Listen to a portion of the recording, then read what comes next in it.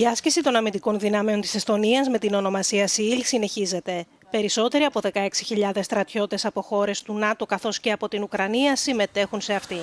Ο Ουκρανικός στρατός έχει φέρει στην Εστονία το ψηφιακό σύστημα διαχείρισης πεδίου μάχης Delta και έναν μεγάλο αριθμό μη επανδρωμένων αεροσκαφών, επιδεικνύοντας ξεκάθαρα τεχνικές πολέμου νέας γενιάς. Στα 3 χρόνια πολέμου, οι Ουκρανοί έχουν μάθει πόσο σημαντικό είναι το να ελέγχουν τις περιοχές κοντά στη γραμμή του μετώπου.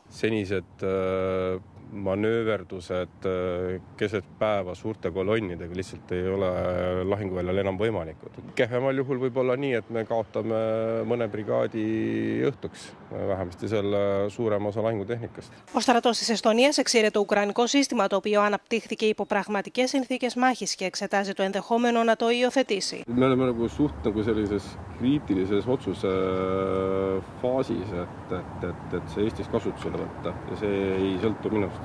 Protseduurid, kuidas lahinguruumi juhtida, tuleb üle vaadata ja Delta jälle toetab seda. Meil ei ole endal võimekust sellist juhtimislahendust ise välja arendada, kui meil puudub teadmine, mis on parim praktika lahinguruumi juhtimiseks. Ukrainlased on selle läbi teinud. Προηγουμένως, οι εστονικές αρχές έχουν επανειλημμένα δηλώσει την αυξανόμενη απειλή από τη Ρωσία. Ο Υπουργός Άμυνας της Εστονίας τόνισε ότι η απειλή μπορεί να αυξηθεί καθώς η Μόσχα αναδιανέμει τις στρατιωτικές της δυνάμεις.